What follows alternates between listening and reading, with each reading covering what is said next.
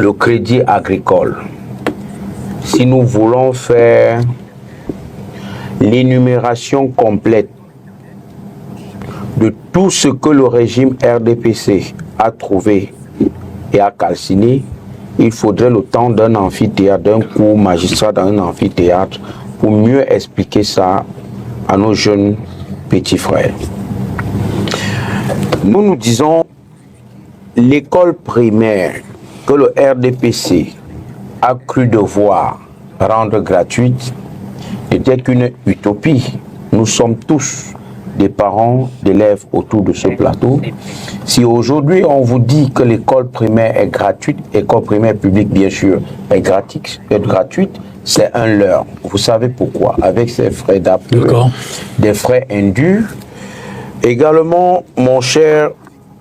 Pour terminer, je vous ai dit, il faudrait le temps d'un cours magistral dans nos universités pour pouvoir s'étaler sur le bilan du RDPC, qui grosso modo est un bilan catastrophique. Alors, pour sortir, pour ce premier jeu de parole, la stabilité ou alors la longévité du régime RDPC a plutôt permis au Cameroun de régresser au moins 30 ans en arrière relativement aux indicateurs de développement qu'avait pourtant implémenté Monsieur le Président Ahidjo, mais que le régime du RDPC, malheureusement, n'a pas pu gérer les acquis. Nous sommes d'accord qu'on a mis en parenthèse, donc on a retiré l'image de la flamme qui calcine, simplement pour que nous essayons de garder un vocabulaire serein. Maître Kenyé, sur la même question.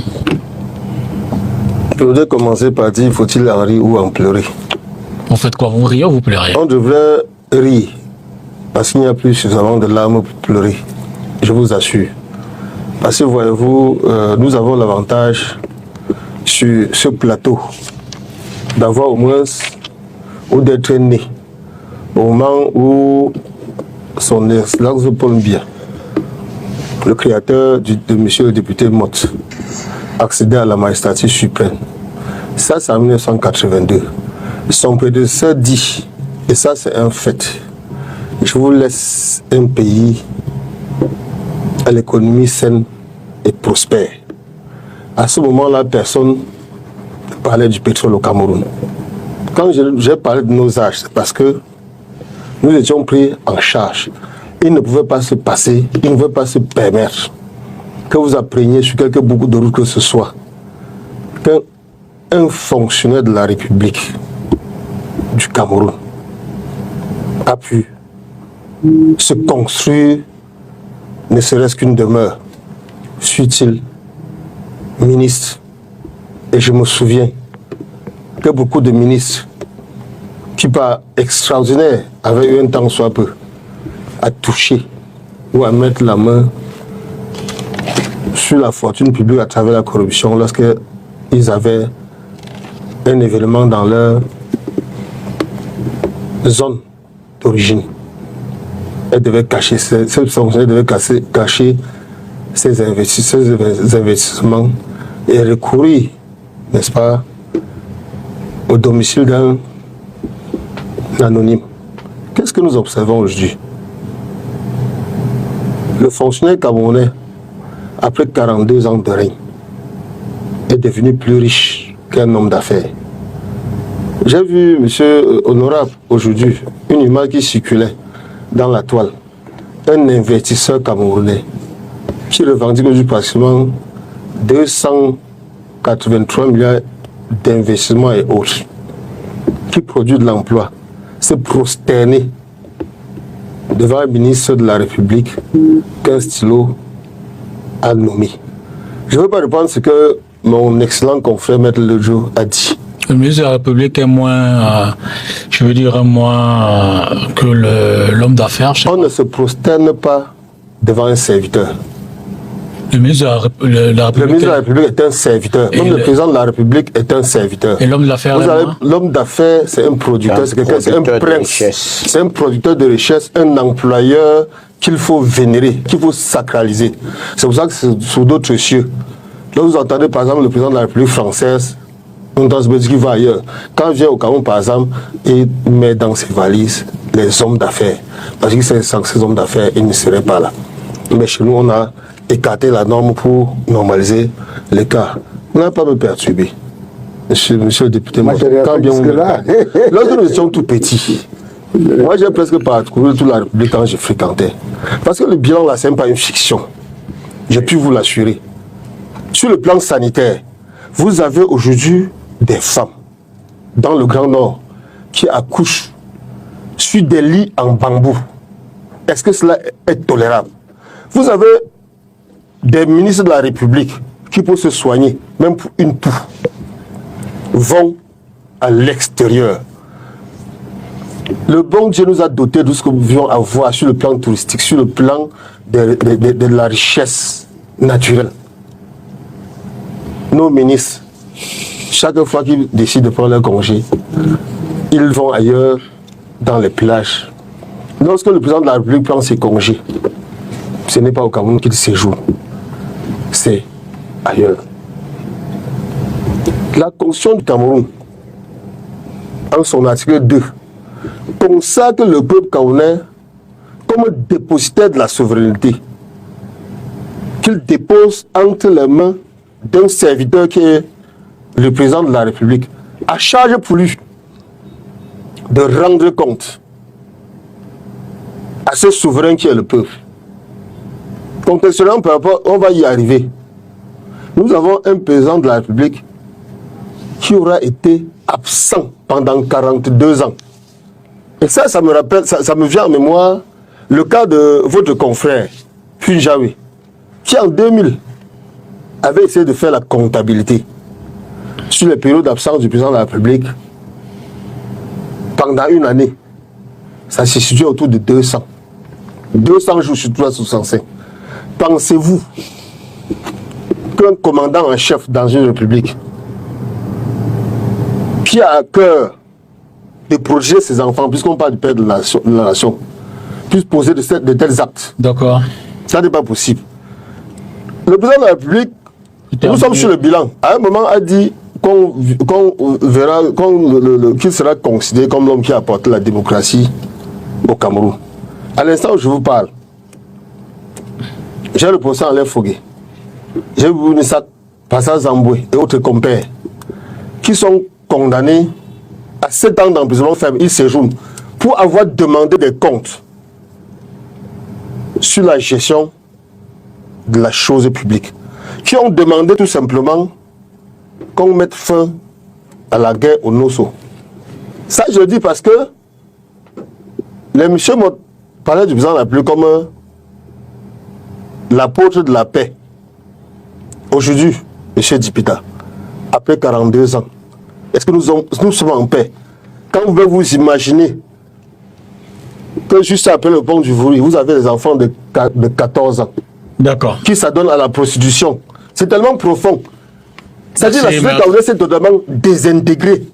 Nous sommes dans un pays, ça c'est pour imputer une expression au professeur Abba Oyono, qui dit, parlant de Maurice son excellence, contre le président élu du Cameroun, le futur président du Cameroun, qu'il est le meilleur d'entre nous. Pensez-vous qu'aujourd'hui là, vous ayez votre enfant, ce sont les enfants des autres peut-être, vous pouvez m'interrompre, des enfants de 14 ans qui, après le voulu là, ça donne, n'est-ce pas, à la prostitution. Je ne vous interromps pas. Pour avoir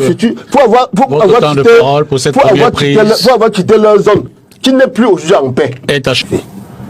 Parce que, voyez-vous, le parti État RDPC a pris une résolution interdisant aux enseignants d'émigrer de l'extérieur, parce qu'on a vu la vague avec laquelle ces gens vont vers le Canada. Vers le Canada autant pour moi.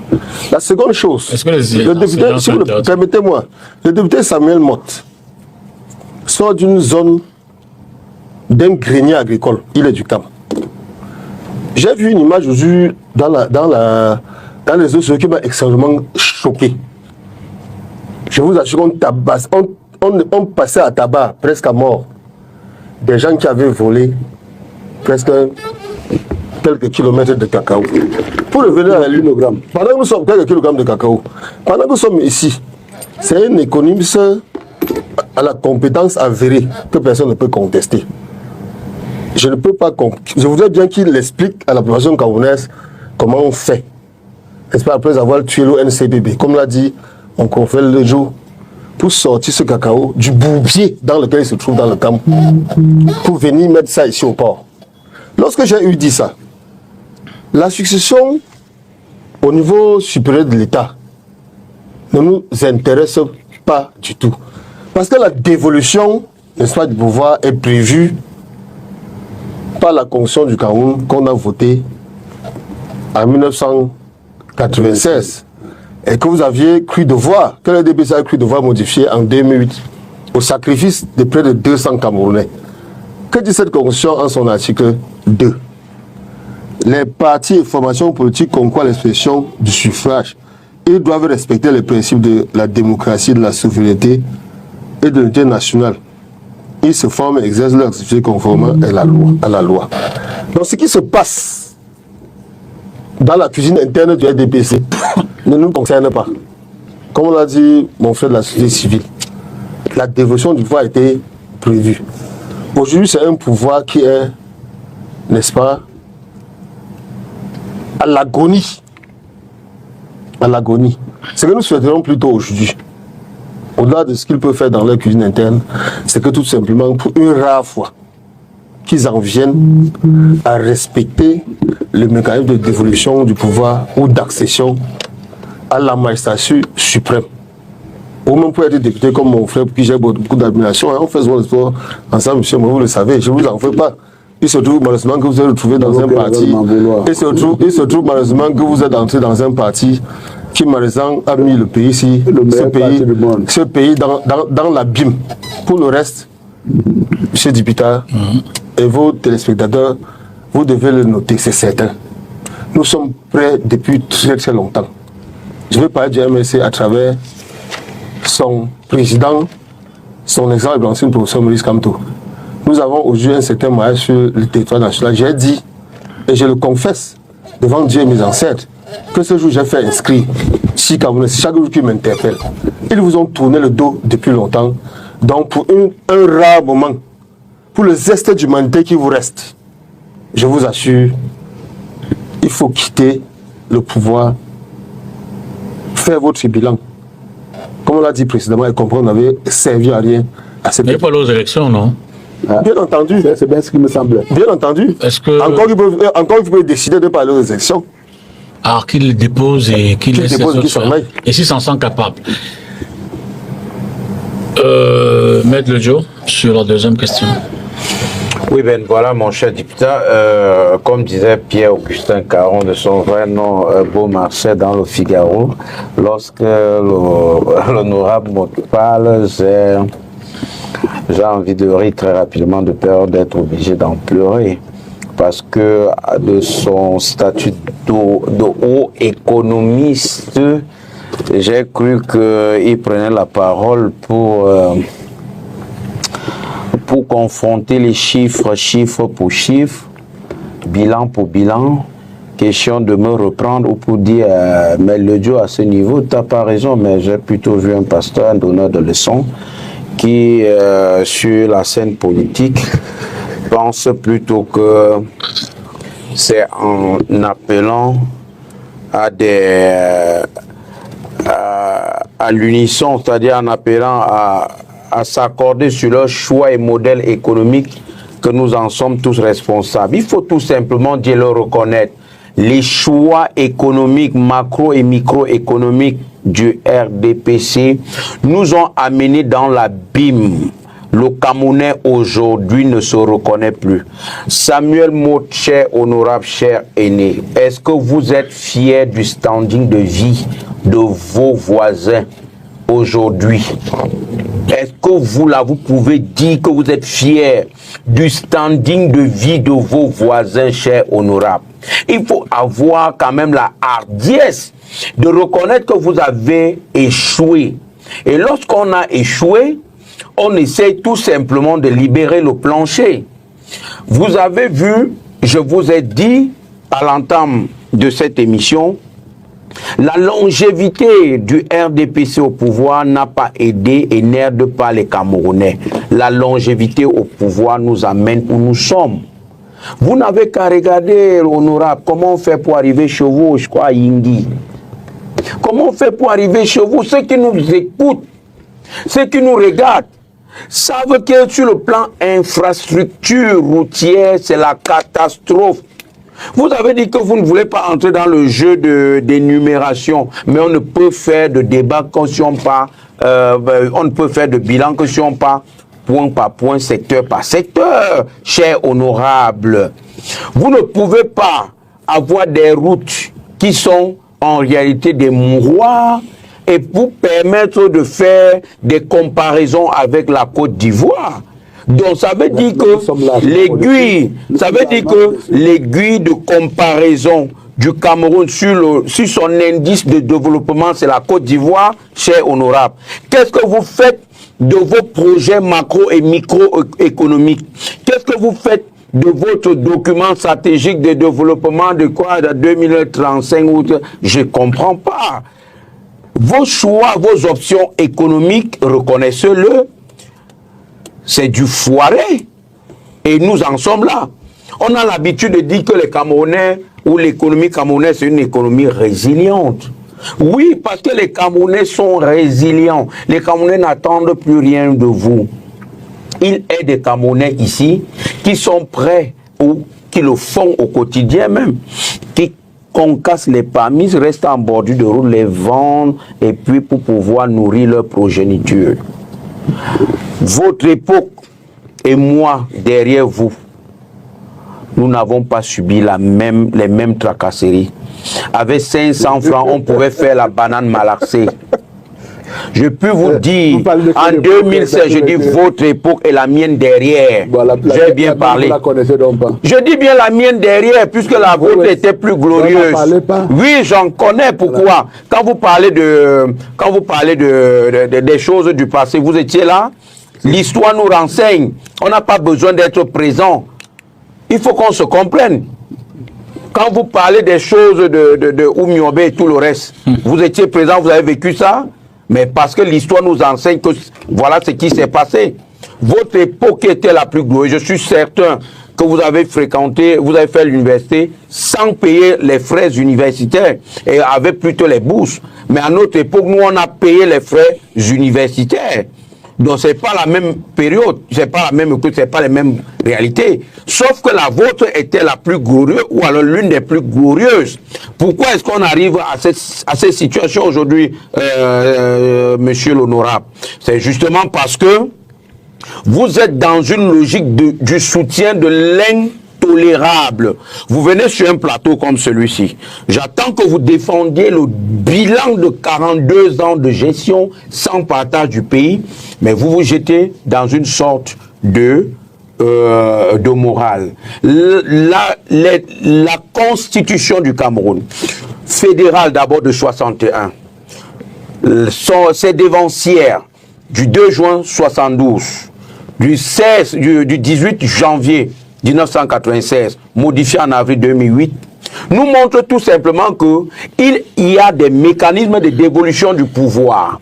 Nul, en fait, nous au SDF, nous savons que nous ne pouvons opérer que dans ce qui est prévu par le législateur. Et maintenant, nous disons, le fait de détenir l'agenda politique par un seul citoyen participe également de la tricherie et propre au régime de dictature. Vous ne pouvez pas, monsieur Samuel Motte, nous dire aujourd'hui qu'en 2025, vous pouvez nous dire la date des élections. Dans des démocraties qui se respectent, on connaît que les élections législatives se tiendront à telle époque, présidentielles à telle époque, sénatoriales à telle. autre époque. Mais chez nous, tout ça dépend de la volonté d'une seule personne qui est votre chef. Ça Macron de dissoudre l'Assemblée nationale. Ça, c'est autre chose. Ça, c'est autre chose. Est-ce que c'est son droit?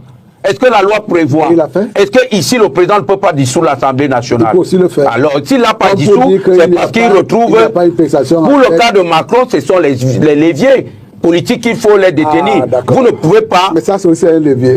Lequel est levier? Celui de dire qu'on convoquera en temps opportun. Non, ça c'est la tricherie. Non? Macron, lui, ne veut pas la cohabitation. Il faut se dire les vérités. Parce que vous ne pouvez pas être à l'exécutif, c'est-à-dire président de la République, sans avoir la même mise sur le législatif qui est le Parlement. Macron, ayant senti ça, a dissous et a organisé les élections anticipées. C'est simple à comprendre. Ça, c'est du politiquement correct. Mais chez vous, au RDPC, ce que vous faites, c'est que voilà les élections qui arrivent, locales, législatives et municipales. Ce que vous faites, c'est que vous vous empressez à faire des prorogations, quitte à ce que passer la présidentielle avant les municipales. Pour quelle base? Pour quelle raison? C'est la loi ou c'est pas la loi? Quelle loi? Bon, très bien. Attends, quelle loi? Je ne dis pas que vous n'avez pas ce droit. Sauf que vous utilisez, c'est un stratagème qui participe de la tricherie politique. C'est ce que je vous explique. Et justement, parce que vous avez un bilan qui est négatif, qui n'a aucune plus-value sur le quotidien du Camerounais, c'est alors là que vous les référez avec vos idéologues, vous utilisez tous les stratagèmes pour vous maintenir au pouvoir, avec un bilan aussi négatif. Ça questionne. Se maintenir au pouvoir, n'est-ce pas l'enjeu d'un homme politique? Restons dans les règles préétablies. Est-ce que les règles ne sont pas? Restons dans les règles. Vous pouvez rester au pouvoir comme vous voulez, mais dans le cadre des règles établies. On n'a pas modifié les règles. Vous voulez qu'on rentre dans le débat de la tricherie avec les CAM? Tout à l'heure, après, Samuel a d'abord la parole. Que des yeux inquisiteurs s'intéressent à la chaise présidentielle, Maître Ledjo? S'il y a des yeux inquisiteurs qui s'intéresseraient au fauteuil présidentiel, ça ne peut... pour un premier temps être dans le camp du RDPC tant que le président de la République est encore là. Ce fauteuil ne vous intéresse pas? Pas du tout. Je dis bien tant que le président de la République est encore là. Il est là, il y a un mandat de 7 ans. Peut-être il semble que l'honorable ne comprend pas peut-être ma tournure linguistique. Il y avait de la peine effectivement. Bon, ça va. Tant qu'il est là, nous nous préparons en ce qui concerne le SDF aux prochaines échéances électorales. C'est justement pourquoi le SDF travaille sereinement sur son projet de société qui sera dévoilé très bientôt. Nous pensons, et vous avez dit tout à l'heure, mon cher député, je ne suis pas d'accord avec vous que l'opposition a semblé regarder claironner. Non. Cette affaire du président de la République qui n'est pas là, le temps qu'il a mis dehors, qui ouvrirait, voire à une certaine vacance, n'est qu'un montage, je dis bien un montage savamment orchestré des turiférés. Est-ce que vous avez des éléments pour illustrer tout ça, Laissez-moi parler. En réalité, c'est le gars de ceux qui parlent. Quand vous avez parlé que l'opposition, vous aviez des... Oui, moi j'ai vu, notre ami, il y a plein de personnes, et même sur nos plateaux, qui sont de l'opposition, qui sont exprimés là-dessus. Ou le président, quand revient-il, y a-t-il vacances? Justement, même le SDF, dans ses dernières résolutions, donc a pris acte de ce qu'il y a beaucoup de rumeurs sur la localisation du président. Le président, c'est une institution, c'est notre patrimoine, nous tous. C'est le président de tous les Camerounais. S'il n'est pas là et qu'il y a des rumeurs, on est en droit de demander qu'on nous dise où il est. Et on s'en passe et on fait le travail. Maintenant, la flamme s'est envenimée, a pris le débat, et certains journaux s'en sont mêlés, les influenceurs également, et il était de bon ton qu'on organise des plateaux de télévision pour en parler. Donc, dire que l'opposition a fomenté quoi que ce soit, moi je dis, c'est encore à vérifier. Voilà. Je sais que le RDPC le soutiendra cela. Je veux déjà lui couper l'herbe aux pieds pour lui dire que c'est une orchestration de leur laboratoire. Pourquoi? L'absence en 49 jours ou de 49 jours du président de la République, personnellement, m'a permis de tirer 2 ou 3 leçons. La première, c'est que cette affaire de 45 jours, que même la télévision d'État a passé souvent le temps à nous mettre dans la mémoire, c'est des pipeaux, ça n'a jamais rien existé. J'ai pris les textes. J'ai pris les différentes constitutions du Cameroun, même les textes qui organisent la présidence de la République jusqu'au code électoral. Il n'y a pas une seule disposition qui dit que la vacance du président, à la présidence de la République, c'est après 45 jours du président de la République. Autre chose, mon cher Dipita, l'article 6, alinéa 4 de la Constitution, me semble un article pas, je veux dire, pas fini dans sa rédaction. C'est un article incomplet dans sa rédaction. Je vais vous dire pourquoi. Lorsque l'article 4 dit la vacance est constatée en cas de décès, de démission ou d'empêchement définitif. L'alinéa qui devrait suivre devait dire on n'entend pas empêchement définitif ceci, mais ils ont omis de définir ce qu'on va entendre par empêchement définitif. Ça, c'est la roubladise des constituants de l'époque qui étaient à la solde du RDPC. C'est pourquoi je dis, mon cher Dipita, l'absence du président de la République, pour moi, m'a permis de comprendre que les 45 jours qu'on nous a toujours aboué les oreilles, c'est n'importe quoi, ça n'a jamais existé. La deuxième des choses, c'est que cette absence a permis également de constater que il est beaucoup de choses que le régime RDPC, en 96 et en 2008, ont mis dans la Constitution et la population, le peuple ne s'était pas rendu compte, puisqu'il suffisait d'aller à l'Assemblée nationale avec un projet de loi portant modification de la Constitution de 96 et ils ont mis des subtilités à n'en point finir. Autre chose, le retour du président de la République, ils annoncent ça comme un retour triomphal, sincèrement. Qu'est-ce qui est triomphe dans le retour? Qu'est-ce qui vous a choqué là-dedans?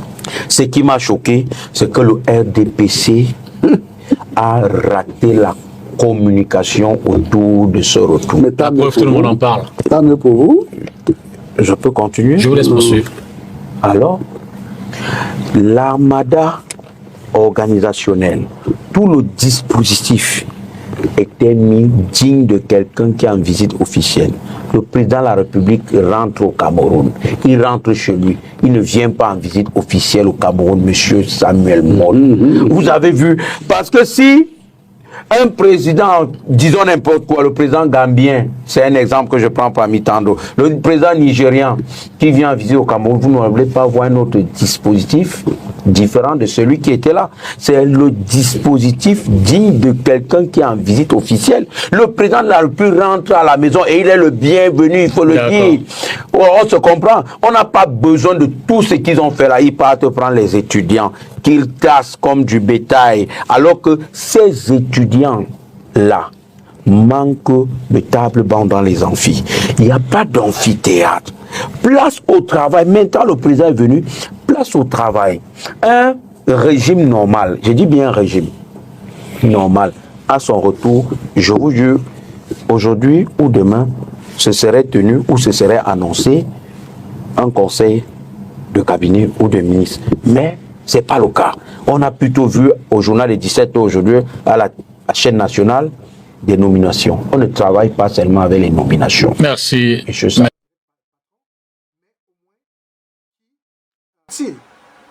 Alors, vous avez bien compris, vous avez bien écouté la vidéo, vous avez très bien écouté, certainement.